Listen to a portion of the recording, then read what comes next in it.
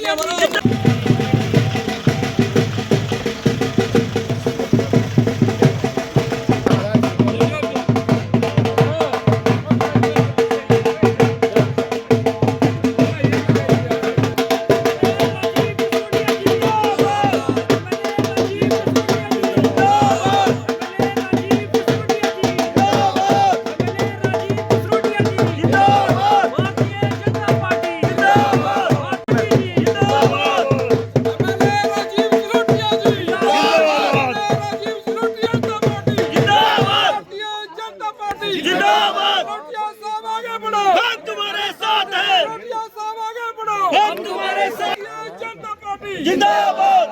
राजीव सिसोदिया जिंदाबाद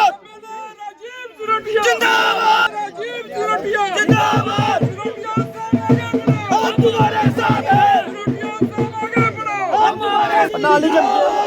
एमएलए राजीव सिसोदिया जी जिंदाबाद एमएलए राजीव सिसोदिया जी जिंदाबाद सिसोदिया साहब आगे बढ़ो हम तुम्हारे साथ हैं सिसोदिया साहब आगे बढ़ो हम तुम्हारे साथ हैं सिसोदिया साहब आगे बढ़ो हम तुम्हारे साथ हैं। भारतीय जनता पार्टी जिंदाबाद भारतीय जनता पार्टी जिंदाबाद एमएलए राजीव सिसोदिया जी जिंदाबाद एमएलए राजीव सिसोदिया जी जिंदाबाद चलो इधर राजीव सिसोदिया जी जिंदाबाद एमएलए राजीव सिसोदिया जी जिंदाबाद एमएलए राजीव चलो आगे बढ़ो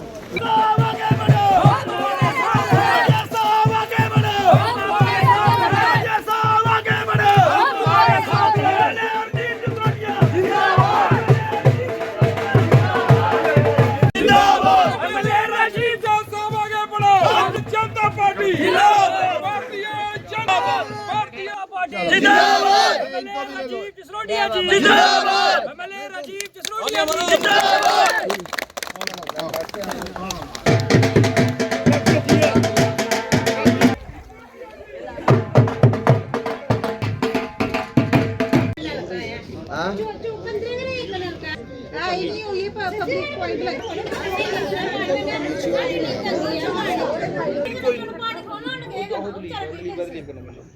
कुछ कुछ ना एक ना लिखाई लो टेलीफोन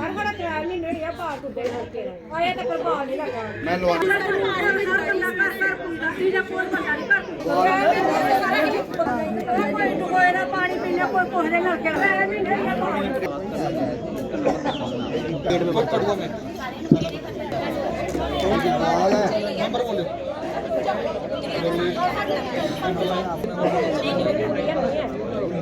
लड़ाई बड़ी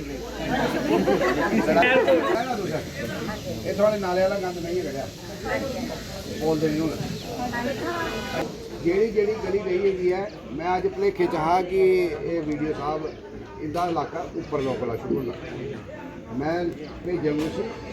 लिखी लैन गलियां बनाई लें रही गल वॉल की मैं उसी भेजना अज गया और ठीक करता वॉल ठीक है ना ये थोड़ा यूट्यूब नवा भी कढ़िया है ना ये थोड़े दिन की गल है महीना लगना है क्योंकि पैसे नहीं आए सारा काम हो जाएगा 80% काम हो जाएगा थोड़ा जहा काम रहा जोड़ा काम बाकी है आई है तो थोड़ा ये ट्यूबवेल चालू कराए गए थोड़ी पानी की समस्या हल होगा गुरुद्वारे भी तुम गल सुनाई है वो भी करके ठीक है अज थोड़ा मेरा अज 15-16 प्रोग्राम आज छड़ा मैं आज भी मैं काफ़ी देर कोई घंटा 2 घंटा सारे अफसर ले गया जी प्रॉब्लम है ना बिजली की पानी की सड़क की ये लुक भी नहीं है भाई ये थोड़ी बसाई वाली रोड भी नहीं है बनाई है ना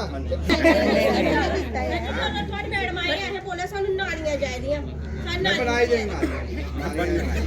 पहले मेन शॉर्टकट रास्ता नहीं बनाया ना है ना हूँ तुसें मिगी आख्या हैंड पंप आस्तै हैंड पंप नहीं दित्ता तुसें ट्रांसफार्मर आस्तै आखे ट्रांसफार्मर जेह्ड़ियां गलियां रौंदियां ना मेरा कम्म है बनाना चिंता नहीं करनी काले नहीं पाना ठीक है माता जी इन्हें समझाना लड़ाई बड़ी पाते हैं जिसले आना ना मैं सारे के अफसर ले जाना अज दे छड़ा मैं वो उपर तक जाना साइड तक जाना पिछों घरा लेट हो जाना इसलिए क्योंकि घर रश बड़ा ठीक है तो रली मिली गल करना सारिया ये मैं ट्यूबवेल भी थोड़ा चालू कराए बड़ी पानी की फॉर एवर समस्या हल कर देंगे जिहड़ियां गलियां नालियां बनाने वाली ना बनाई देंगे सर एक पार्क भी है, पार्क बनया दसवाया करो हाईवे रोड पर वो बिल्कुल इन्ना गंदा दिखता है लोके मतलब लेडीज चलो जल्दी है पर नहीं वो कुछ है कितनी जगह बस इन्ना लग ठीक कराई है, लाइट आई लाई है, सब कुछ कर सैर करने बड़ी अच्छी जगह है। मैं कराई दे उसी में ठीक कराई दे तोले ठीक कराई ठीक है। बस ये है सैर ताई थोड़ा इंदा चलो बच्चे जंदे घूमने नहीं ठीक है ना ए देखो मैं झूठी गल नहीं करनी अगर हो डिलिमिटेशन हो मती सारी पंचायतें का प्रॉब्लम है तो फिर मैं कर दें डिलिमिटेशन आओ तो लभना बड़े पैमाने पर आपके फैसले लिए जा रहे हैं और अभी ट्रांसफार्मर पानी किस प्रकार से कल भी हमने लगभग 1,10,00,000 के उद्घाटन किए। आज भी 15 उद्घाटन हैं जिसमें कुछ ट्रांसफार्मर्स हैं, कुछ हैंडपम्प्स हैं और कुछ लेन ड्रेन्स के काम हैं। और आगाज़ किया है इधर चक चड़ून से एक हैंडपम्प लगवाया है और एक ट्रांसफार्मर जो एक बड़ी रिक्वायरमेंट थी इस इलाके की। और इसके बाद आज पूरा दिन इसी व्यवस्था में रहेंगे और अनेक ट्रांसफार्मर्स और लेन ड्रेन्स और जो हैंडपम्प्स हैं जो एक बेसिक रिक्वायरमेंट रहती है तो और यहाँ आने से कुछ इनकी और जो समस्या हैं जो उन समस्याओं को भी पता चला है। मैंने इनको इश्योर किया है जैसे इनका पार्क का मसला है, गुरुद्वारे में लाइट का मसला है और कोई पुली का मसला है, लेन ड्रेन का मसला है। मैंने इनको कहा है कि जब मैं अगले चक्कर आऊँगा तो जो भी आपकी ग्रीवियंसेस है उसका हल लेके आऊँगा, उसका जो आपने बताया है उसको निपटारा करके फिर हम आपके बीच में आएंगे। एक आने से ये रहता है कि लोगों से फीडबैक मिलता है लोगों की क्या समस्या है, क्या इश्यूज़ हैं, क्या प्रॉब्लम्स हैं और फिर हम कोशिश करते हैं प्रायोरिटी वाइज सेट करके एक एक करके हम एड्रेस करने का हमारा प्रयास। एक मुलाकात करने का मौका मिलता है, फीडबैक लेने का मौका मिलता है और उससे भी अच्छा बात यह है कि एक माहौल बनता है इलाके में। मैं इसको भी कह रहा हूँ झंडोर वाले को, काके को, कि ये भी बहुत लड़ते हैं कि ये लड़ाई छोड़ के विकास के कार्य में अपना योगदान डालें। तो क्योंकि लड़ाई से कोई हल नहीं होता है, लड़ाई का कोई मकसद नहीं है। मकसद इतना है एक कहता है मैं बड़ा, एक कहता है मैं बड़ा। तो यही कोशिश रहती है आने से ये सारे इश्यूज़ रिजॉल्व होते हैं। जैसे यहाँ हैंडपम्प लगाया वहाँ लड़ाई हुई, लोग कोई कहते हैं इधर लगाओ, कोई कहता है, अंत में कहीं ना कहीं फैसला करके ही कोई हल निकलता है क्योंकि ये कार्य लोगों के लिए हैं। और मेरी कि जो जितने ट्रांसफार्मर और बिजली के प्रबंध किया जा रहा है लोगों के कितने लगभग हमने 50 ट्रांसफार्मर लगाए पूरी कॉन्स्टिट्यूंसी में 50 ट्रांसफार्मर ये हैं और नेक्स्ट फेज़ में हम 20-25 ट्रांसफार्मर और देने वाले हैं क्योंकि एक जो बिजली और पानी की जो समस्या है,